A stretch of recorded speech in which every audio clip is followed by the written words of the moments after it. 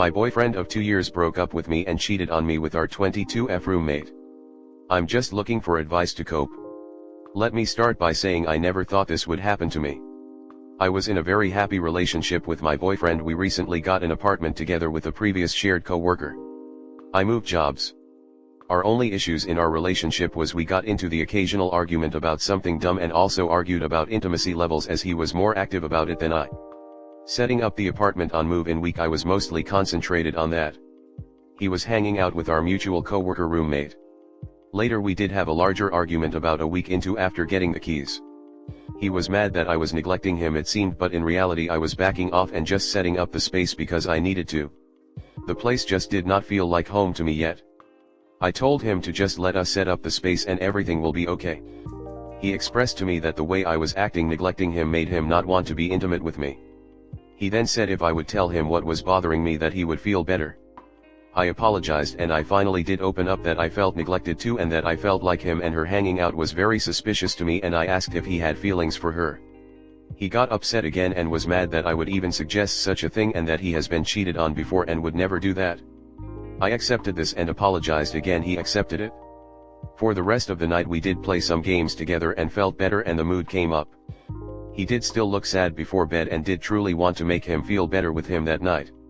The next day I thought everything was normal. I felt like we got it or expressed our feelings and I felt really excited that there was a spark that made me want to be intimate a lot again. We had a friend who was in a toxic relationship move into our old apartment and things were doing okay I thought, even though it was an emotional night getting her out. We came back home and he looked sad. I thought he was still just upset for our friend, but he takes me into the bedroom. I get excited thinking again and instead he breaks up with me. He says he fell out of love with me and is spent. I ask him if we can repair our relationship, since we have other values that align really well, and ask him about the issues we have been having. He refuses. I am heartbroken and confused. He calls our relationship the best girlfriend he has ever had and does ask me to still be friends at least. I agree because our lives are so intertwined anyway, but I also ask him to keep an open mind and let's have some space. I was still very heartbroken and it seems like if we truly loved each other the things that needed fixing could be. The next morning, he slept on the couch, although in the middle of the night checked on me and hugged and kissed my forehead the way he used to when we were together. I was very confused, but at that moment just happened for the comfort. I couldn't take it though, and that night I went away to a mutual friend's place to stay for the weekend. On Monday I came back and we tried the friends thing and were laughing and joking again. Although he had some strange boundaries, as multiple times he would hug me and kiss the top of my forehead. We went back over to our old apartment where our friend was staying. She had invited our roommate over and then our roommate invited my boyfriend. I then asked if I could come. She said yes, but looked visibly pissed the whole night I was there. The next day I want to do something nice. I got ingredients at the store to make soup. I get out of work earlier than them, but my time in the grocery store was pretty long. I call him twice to let him know I'll be late on making dinner for all of us. They don't answer. I start driving home. They finally answer. I tell them I'll be late. They say okay, no worries. I get home though and they still aren't there. It could have been traffic etc, so I wait about 15 minutes and call again. We also still had each other's locations just to make sure we were safe, so I checked his. He was way far down on some random road past our apartment. I call. They pick up. I ask where they are. They say he just went on a joyride. He doesn't do this, he never even did this with me. I go, oh, so you joyride now? He says that yes, he did that with me. I was like, yeah, maybe once. Then it hits me and I can't take it anymore. I say that's really suspicious and I accuse them of doing something. He keeps denying it, but I keep pushing. He says they are 5 minutes away and they will talk when I get home. He comes and she goes straight to her room and hides. Basically I have to pull it out of him, but he finally admits that he has feelings for her. This is 3 days after our breakup. I am shattered. I see her leave but don't try and stop her. I ask him when it started and he says the move. I get really heated and eventually the words "What, are you dating her?" leaves my mouth and he says yes. This entire time he keeps apologizing. What kind of man thinks that he can break up with his girlfriend and then date his roommate 3 days later and still wants to keep his ex-girlfriend as his friend? I ran. I went to another friend's place. I told all our friends. They are all in shock and do not really know how to react. I told his sister. Everyone is angry and upset with him, and I believe that is deserved. I've been here ever since, still trying to process everything. He says he will move out with her, which I think is so messed up, but he will still pay rent. They are all going to the old apartment with our friend, still a 2-bedroom. I only asked for joint custody of our dog. He agreed. Yesterday I texted him a lot of very choice words, and he kept telling me I was right and that I have a right to be angry. I finally sent him a message that I think he needs to go to therapy. I don't know what even happened here, but a new girl isn't going to solve whatever issues he had. If he even wants a chance with her, he needs to work on himself. I told him that this was such high school and I'm disappointed in him. I told him I really don't want this happening to the next person he dates. Most of our shared friends have already wrote him off. I just feel so alone still though, even though I do have friends as support. I lost the guy I thought was the one, and I don't know if I can ever recover. I want to think there may be a chance for us if he ever does get help way in the future, but I don't know. I don't want to get back together with him unless he changes though, but also why did he even want to be friends with me still? Also, will their relationship even last? Does anyone have any help or advice? It would be greatly appreciated. Comment. It's time to cut your losses. His behavior is not okay and so telling. Allow yourself to feel all the grief and move on. This is not the man you want to be with. He was not honest, he gaslit you, and you deserve better. Cut him out and her, tell everyone else to as well, or to at least make sure he not around when you are. I wouldn't even wait till he sorts himself. They was up to no good while he was with you, she's scummy and so is he. Make them both leave. Text him, be like, I'm going full no contact with you. When you wake up and realize what a mess you made of things, I won't be there. There will never be friendship between us now ever. You're both scummy people and deserve whatever karma is coming your way. Do not contact me again, and if and when you want to see dog, you'll drop to friend's house. If I never see you again, it will be too soon. Then block. It's possible he'll regret it when she leaves him. Something similar but not exactly the same happened to me, except she was 20 and we were 28. He was calm even though he said he was sorry about it, because he was getting what he wanted, someone who gave him those butterfly feelings rather than a stable, loving relationship. Maybe it's the same for your ex. She left him, cheated on him just like she cheated with him on me, lol, eventually. Sometimes, people are idiots and don't make the best long-term decisions. I completely understand feeling baffled why someone would do that. Ultimately, I don't know if it's helpful to try to understand why he did it, because you can never really know unless he tells you, and even then, he can lie, obviously, lol. It could be that he's been unhappy in your relationship for a while, and didn't know how to break up with you without a reason. So he could have done this as a weird, roundabout way of getting you to break up with him. He also sounds incredibly selfish, just like my ex. No thought to how his actions might affect others, there's only what he wants. Next story 2. Fiancé openly admits not being excited about wedding or honeymoon which she mainly planned and blames me for either not being what she wanted.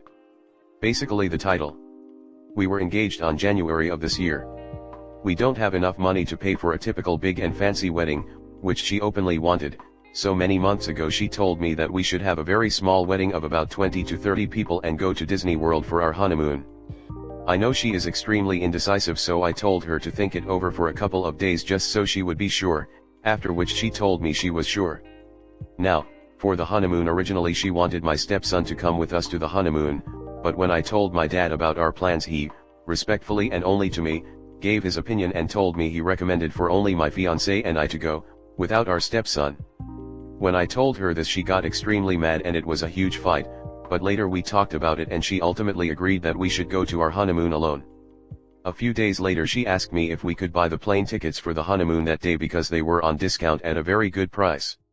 I agreed and bought the plane tickets, hotel, and park tickets for Disney. Overall, she has been extremely unstable about everything wedding related after that. Plans have changed constantly, because of her, between a very small and medium wedding, neither how she would actually want. She is constantly saying that she is going to have a wedding and that she has resigned to having the wedding she wanted. Now today I asked her if she was excited for our honeymoon and she upfront said no. She says she would have preferred going to the beach for the honeymoon and that the original plan was to take my stepson with us, but I think this is extremely unfair because, 1, Disney was her idea and 2, we talked about going alone and she agreed. I'm really starting to get tired of her being so indecisive about the wedding and blaming me for not having the wedding she wanted. It's also starting to make me sad. How am I supposed to feel when my fiancé just up front tells me constantly that she is not excited for neither the trip or the wedding? Comment. Agree.